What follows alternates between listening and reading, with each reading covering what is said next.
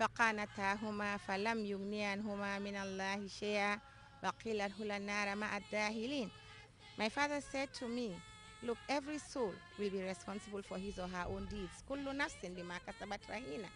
If you are expecting that you are a woman and a husband will take you to heaven, he reminded me of Allah's words in Surah Tahrim, in which he says the wives of Prophet Noah and Prophet Lut will be thrown into the hellfire because, yes, and their husbands are prophets. And we all know that the home of a prophet is heaven, but their wives will be thrown into the hellfire. Exactly, because of their bad deeds. But at the same time, the verse continues, وَضَرَبَ اللَّهُ مَثَلًا لِلَّذِينَ آمَنُوا امْرَأَةَ فِرْعَوْنَ إِذْ قَالَتْ رَبِّ ابْنِ لِي عِندَكَ بَيْتًا فِي الْجَنَّةِ وَنَجِّنِي مِنْ فِرْعَوْنَ وَعَمَلِهِ وَنَجِّنِي مِنَ الْقَوْمِ الظَّالِمِينَ. The verse continues that Fir'aun, who is one of the worst enemies of Allah, who we all know his home is the hellfire, but the wife believed in Allah and she prayed to Allah subhanahu wa ta'ala for Allah to build a home for her in heaven, and it was granted to her.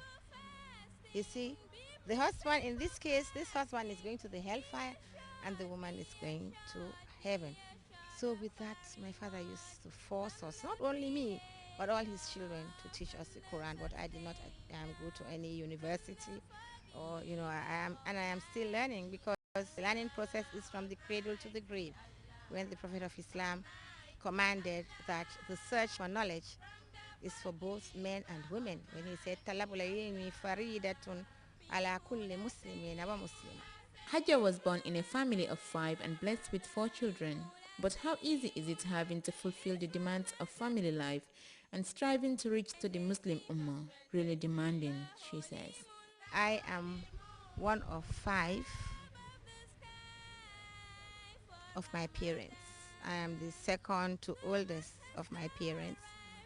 My mother had 5 children, 4 girls and 1 boy.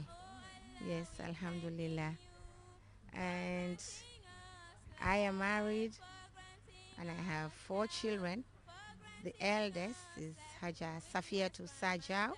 I named her after my mother. She's in the United States. And the second born is Alhaji Muhammad Yadali Sajau. He is in Finland, alhamdulillah. And I have Aisha Gay. She's the third. She normally joins me on GRTS radio and television on the recitation and translation of the Holy Quran. And Aisha, alhamdulillah, she is also trying to attain both Arabic and English education, in order that she will also be able to invite people to the way of Allah. After Aisha, I have Jamil. That's the last born. He is in the United States. And then I have 8 grandchildren all over in the US, in Finland, and here in the Gambia. Alhamdulillah. Many in the country may know her as Haja Maimuna Savage, the woman who preaches the words of God on radio, television, as well as big gatherings. But her experience in an array of professions is also worth nothing. When I left school, I started working at the electricity department as a telephone operator, and that is NAWEC. By then it was electricity department. That was in 1970. I worked there for 1 year, and then I worked as a teacher at the Brikama Primary School for another 1 year. And then I worked at the Sierra Leone High Commission as a secretary typist. I was the secretary to the High Commissioner at that time. I was there for 2 years, and then I moved over to the GCDB Bank, where I worked for 13 years.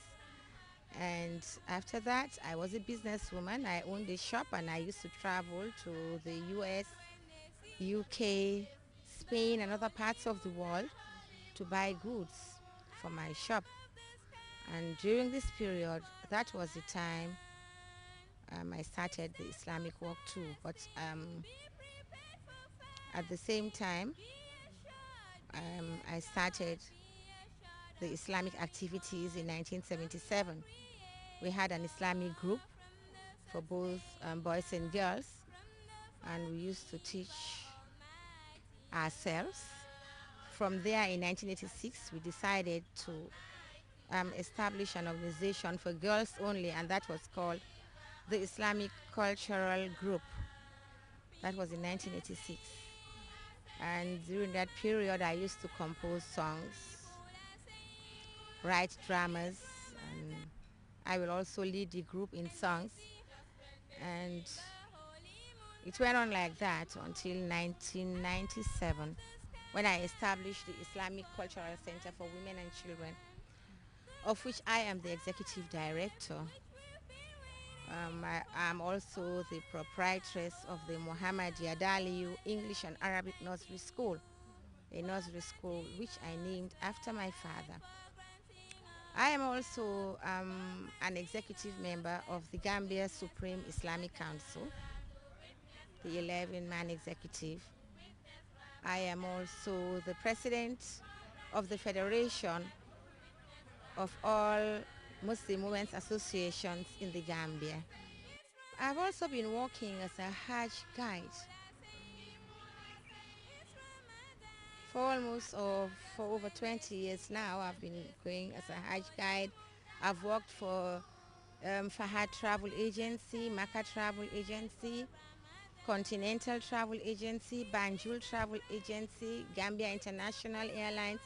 I've also served as a Hajj Commission member for several years. I've also served as a counselor, a nominated counselor at the National Women's Council for the period 2003 to 2005. I'm also at this moment a member of the Banjul Rent Tribunal at the Banjul City Council. Yeah, I'm also a board member. I've served as board member in several schools, organizations, and associations. Yes, these are some of the things I do. And I also travel to other countries to attend Islamic conferences in which I represent the Gambia. I also preach in schools. Like almost all the senior secondary schools in the greater Banjul area and beyond, when they have their annual Islamic conferences, they invite me to preach for them. And I also preach at wedding ceremonies, naming ceremonies, and many other places, alhamdulillah. In Maimuna survey, the Gambia may be boasting of a highly acclaimed female Islamic proponent, but it seems all was not a bed of roses for her. Her journey to this day is not without challenges. The main challenge is financial constraint, because I own a school and I am also constructing another school. It is not easy when I have a staff of about 15 teachers, cleaners, office staff. It is not easy to run a school as a woman single-handedly when you have no support from anywhere. So if I say I do not have a challenge, then really I am not helping myself. But indeed, this is financial constraint is one of my main constraints, because even, another constraint is that I have to move to different places daily to attend programs. But I have not got a car. I have to hire a taxi every day. It is not easy. So really, these are some of the challenges, and it is not easy for me to stay home when I am being called upon in the service of Allah. I always have to make efforts, whether I have to hire a taxi, or whether I have to walk, or whether I have to ask any friend of mine to give me a ride.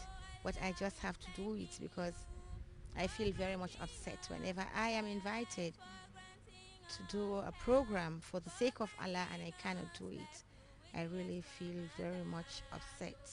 Her achievements and passion for Islam defies her imagination.